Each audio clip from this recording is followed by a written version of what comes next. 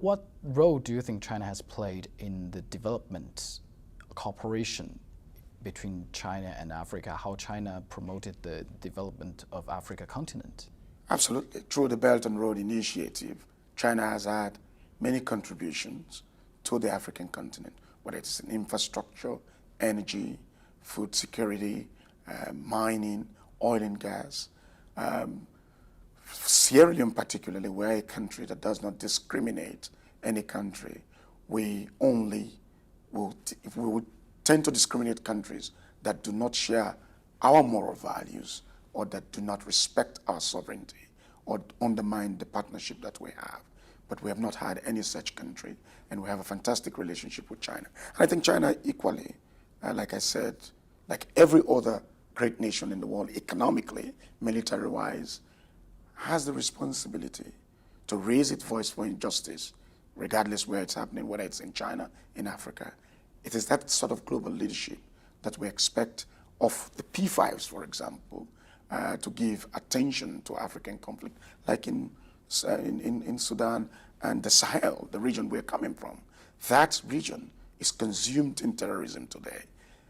In Mali, a few years ago, we were talking about insurgent groups. Today, we're talking about terrorist armies in the Sahel. And we can see violence inching towards the coastal region, and that concerns us. And so to say if China has to play a role in development of Africa, development goes side by side with peace, security, and stability.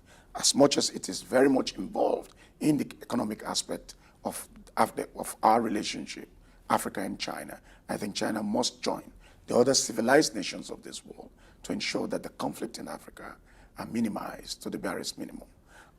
And also help Africa in our aspiration for food security, help Africa to mitigate and deal with the convulsions of climate change. And I think everybody is important, and that is why Sierra Leone particularly, our foreign policy is without exclusion, but one that looks for benefit for our people and for the African continent.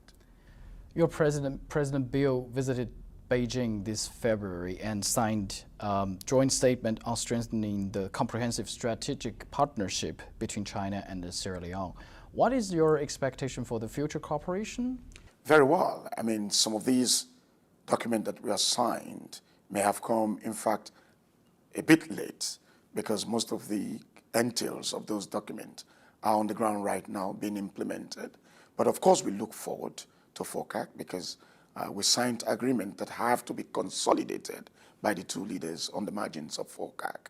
And it's good because we're not only visiting China and the Chinese government, it will create an opportunity for us also to share our experiences to other African countries, to learn from other African countries on development, on peace and security, so we can develop our continent.